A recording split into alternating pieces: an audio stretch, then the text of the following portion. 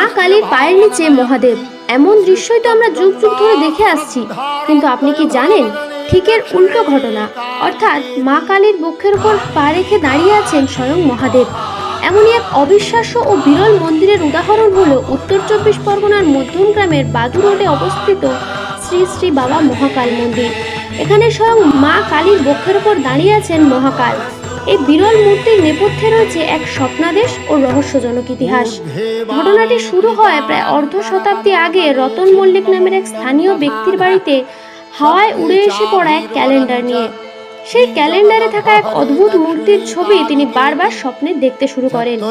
পরবর্তীকালে বারবার দেখা সেই দিব্য স্বপ্নকে কেন্দ্র করে হুবহু এক মূর্তির আদলে 1980 সালে রতন মল্লিক এই মন্দিরটি প্রতিষ্ঠা করেন।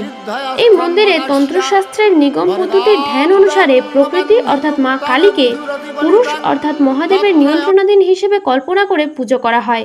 স্থানীয় বিশ্বাস অনুযায়ী এই মূর্তিটি অত্যন্ত জাগ্রত বলে মনে করা হয়।